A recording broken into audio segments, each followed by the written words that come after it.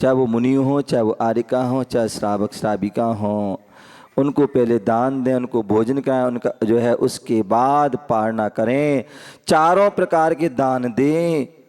इस प्रकार से जो है 10 वर्ष तक यह जो है किया जाता है।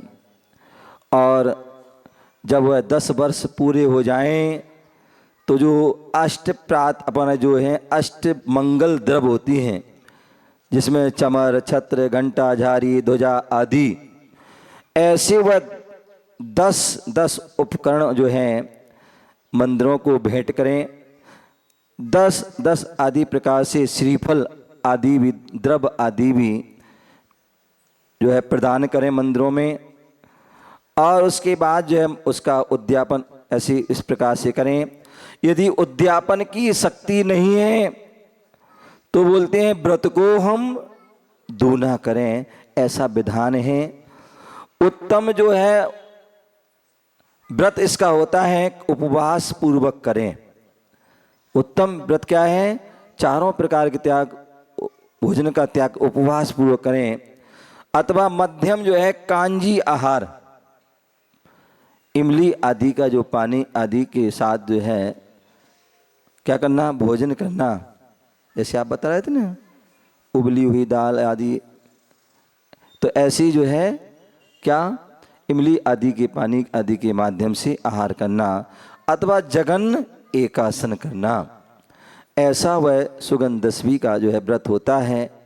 मुनिराज के मुख से राजा आदि ने सब उस व्रत की विधि को सुना और उसकी अनुमोदना की और स्वाय स्थान पर चले गए। दुर्गंधा ने भी उसको सुना और उसने मन वचन काय पूर्वक सम्यक पूर्वक व्रत का पालन किया। और एक समय तीर्थंकर 10वें तीर्थंकर शीतलनाथ भगवान के कल्याणक के समय देव तथा इंद्रों का जब आगमन देख कर के उस दुर्गंधा ने निदान किया कि मेरा जन्म भी क्या हो। जब अपन देख रहे किसी को देख लेते हैं, कोई राजा है, कोई चक्रवर्ती है, कोई प्रधानमंत्री है, कोई मंत्री है, कोई कुछ है, उसको देख करके मन में भाव आ जाते हैं मैं भी ऐसा बन जाऊं। तो उसने भी क्या किया? निदान कर लिया। हालांकि निदान करना नहीं चाहिए, लेकिन उसने कर लिया कि मेरा स्वर्ग में क्या हो, जन्म होवे। सो निदान के फल से, क्योंकि उसने व्रत किया था और व्रत से उसके पुण्य का अर्जन किया था, और पुण्य की वजह से उसको क्या हुआ? स्वर्ग में जन्म हो गया और स्वर्ग में खूब सुख भोगे। और वहाँ से वह जो है क्या हुआ?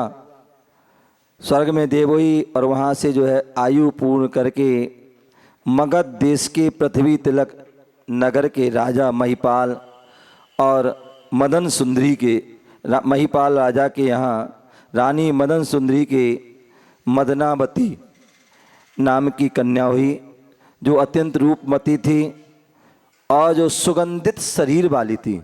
पिछली बार तो क्या था? दुर्गंधित शरीर था, क्योंकि मुनि आदि की निंदा के प्रभाव से। अब मुनियों की अर्चना वंदना और उसकी जो है व्रत के प्रभाव से अब उसको क्या हुआ? सुगंधित शरीर प्रवाह, रूपवान शरीर प्राप्त हुआ।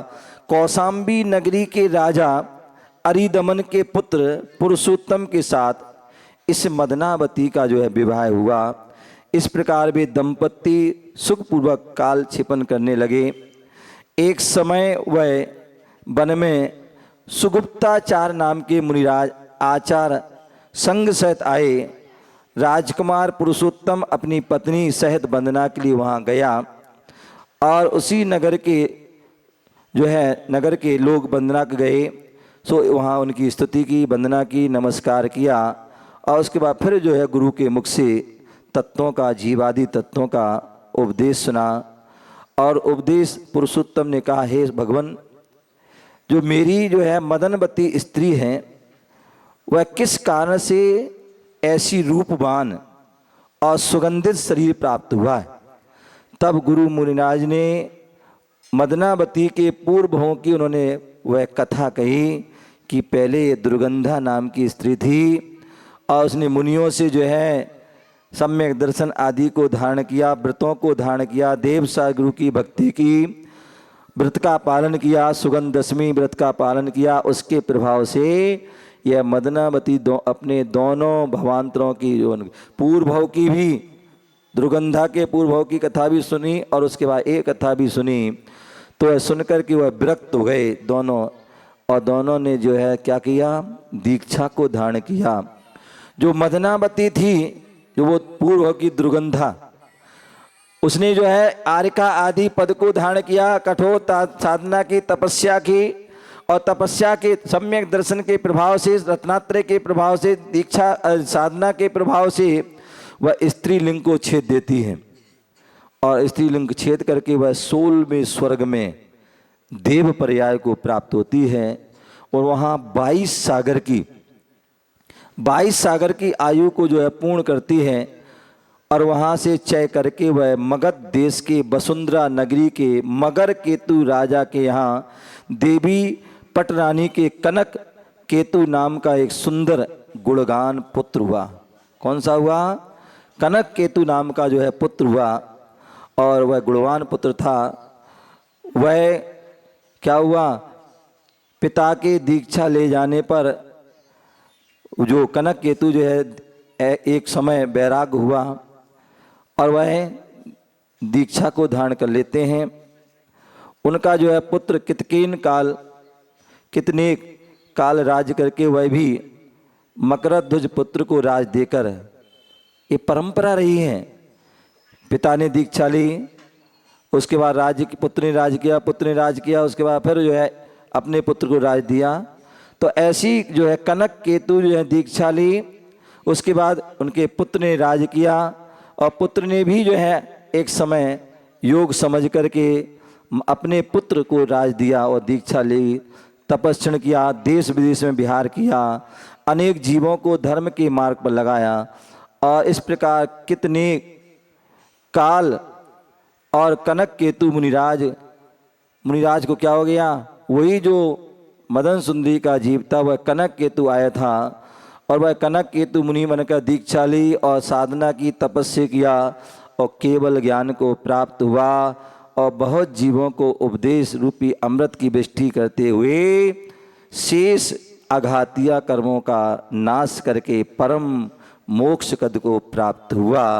इस प्रकार से वह जो है कहाँ जो है मुनियों के अपमान से, उनकी जो है निंदा करने से, ईर्ष्या करने से जो है कितने प्रकार के दुखों को भोगा, और फिर जो है मुनियों की वंदना स्तुति करके, उनसे व्रत नियम संयम को धारण करके, और कालांतर में जो है स्वयं मुनि बन करके कठोर साधना करके कर्मों को क्षय करके जो है वह अरहंत और सिद्ध अवस्था को प्राप्त किया।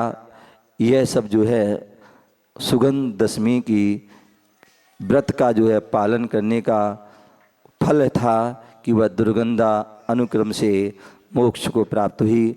हम सभी जो है आनंद, हम सभी वह जीव, हम सभी चाहते हैं, हम मुमुक्षु हैं, मोक्ष की इच्छा करते हैं, और मोक्ष की इच्छा करते हैं तो हमें सभी को भी अपने जीवन में समय समय पर जो है व्रतों को जो है पालन करना चाहिए, और निर्दोष रूप से पालन करना चाहिए। और उस निर्दोष रूप से हम पालन करते हैं तो हम भी एक दिन ऐसा आता है कि क्रम क्रम से हम भी कर्मों को क्षय करके मोक्ष को प्राप्त करके सिद्ध अवस्था को प्राप्त करते अष्टम भूमि सिद्धालय में हम प्रवेश कर जाते हैं, और जहाँ अनंत अनंत समय तक अपने ज्ञान दर्शन आदि जो स्वागुण हैं उन गुणों में लीन रहते हैं। ऐसे हम अपनी आत्मा को उत्तम बना करके उत्तम सुख को हम प्राप्त करते हैं। सुगंध दशमी व्रत कियो दुर्गंधा ने सार, सुर नर के सुख भोग में अनुक्रम भई भव पार। मतलब सुख, उस व्रत के पालन से स्वर्ग के सुख को भी प्राप्त किया, मनुष्य भव में को आए और वहाँ साधना करके मोक्ष सुख को भी प्राप्त किया। ये व्रत का सार है। हमें अपने जीवन में ऐसे उन व्रतों को निर्दोष रूप से भाव सहित उनको पालन करके हमें अपने जीवन का उद्धार करना चाहिए, जीवन की उन्नति करना चाहिए, आत्मा को परम आत्मा उत्कृष्ट आत्मा होना चाहिए। इसी भावना से जय बोलो महावीर भगवान की। समय हूँ मैं ले